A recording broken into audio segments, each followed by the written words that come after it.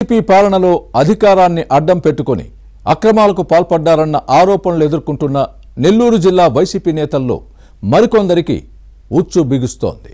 ఇప్పటికే కొందరు అరెస్ట్ అయి జైలుకు వెళ్లి బెయిల్పై బయటకు రాగా ఇప్పుడు ఇంకొందరి వంతొచ్చే అవకాశం ఉంది. కాంట్రాక్టర్గా ఉంటూ రాజకీయాల్లోకొచ్చి టీడీపీ, కాంగ్రెస్, వైసీపీలో పదవులు అనుభవించిన ఆ నేత చిక్కుల్లో పడే అవకాశం ఉంది. పెన్నా డెల్టా ఆధునికీకరణ పనుల్లో అక్రమాలకు పాల్పడ్డారని విజిలెన్స్ విచారణలో తేలడంతో అరెస్టు తప్పదేమోనన్న భయంతో వణికిపోతున్నట్లు ఫ్యాన్ పార్టీ వర్గాల్లోనే వినిపిస్తోంది. ఇంతకీ ఎవరా నేత, ఏంటాయన చేసిన తప్పులు? Was this inside story?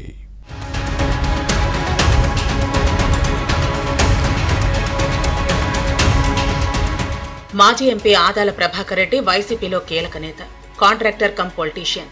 అధికార పార్టీలో ఉంటూ పనులు చక్కబెట్టుకోవడంలో నేర్పరి. కాంగ్రెస్, టీడీపీ, వైసీపీలో ఇలానే చేశారు. ఫ్యాన్ పార్టీ పాలనలో అధికారాన్ని అడ్డం పెట్టుకుని అడ్డగోలు వ్యవహారాలు సాగించిన నెల్లూరు జిల్లా వైసీపీ నేతల్లో వరుసగా ఒక్కొక్కరి భాగోతం బయటపడుతోంది. క్వార్జ్ కుంభకోణం, ఎస్సీ ఎస్టీ వేధింపుల చట్టం కింద నమోదైన కేసుల్లో ఇప్పటికే మాజీ మంత్రి కాకాణి గోవర్ధన్ రెడ్డి అరెస్టై జైలుకు వెళ్లిరాగా, భూ ఆక్రమణల కేసులో కావలి మాజీ ఎమ్మెల్యే రామిరెడ్డి ప్రతాప్ కుమార్ రెడ్డి చుట్టూ ఉచ్చు బిగుస్తోంది. అలాగే మాజీ మంత్రి అనిల్ కుమార్ యాదవ్ పైన ఆరోపణలు ఉన్నాయి. ఈ క్రమంలోనే ఇప్పుడు మాజీ ఎంపీ ఆదాల ప్రభాకర్ రెడ్డి వంతు వచ్చే అవకాశం ఉంది. 2019లో వైసీపీ ఎంపీగా గెలిచిన ఈ నేత గత ఎన్నికల్లో నెల్లూరు రూరల్ అసెంబ్లీ స్థానంలో ఓడిపోయారు. ఉమ్మడి రాష్ట్ర టీడీపీ ప్రభుత్వంలో మంత్రిగా పనిచేశారు. ప్రస్తుతం ఉమ్మడి నెల్లూరు జిల్లాలో మళ్లీ ఆదాల పేరు తెరపైకి వచ్చింది. వైసీపీ హయాంలో చేసిన అక్రమాలు, అవినీతి బయటకొస్తున్నాయి.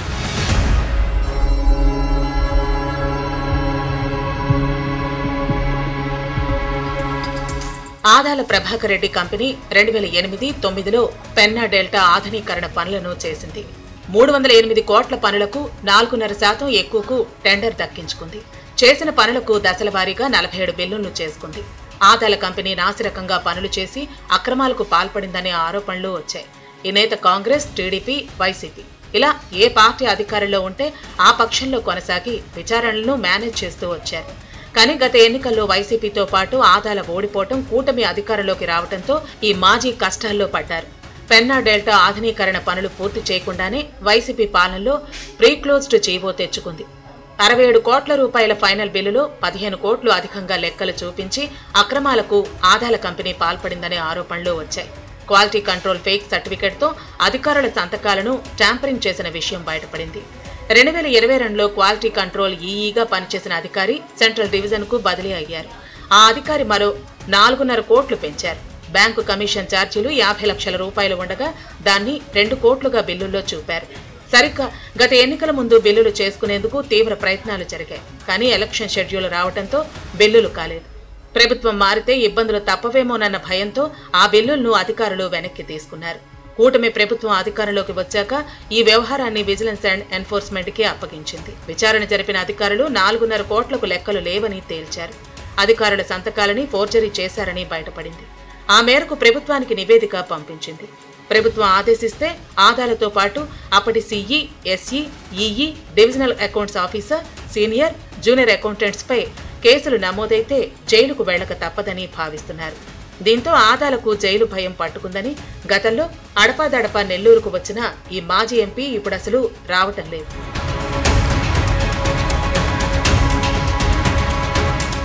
మరోవైపు గంజాయి డాన్ కామక్షమ్మతో పాటు అనుచరులు ఆదాల సమక్షంలో వైసీపీలో చేరారు.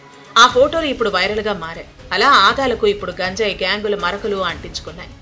ఇరిగేషన్ అక్రమాల బిల్లుల కేసులో జైలుకు వెళితే ఇక రాజకీయ మనుగడే కష్టమవుతుందని భావిస్తున్నారు. మరి ఆదాల భవిష్యత్తు, రాజకీయ ప్రయాణం ఎలా సాగుతుందో చూడాలి.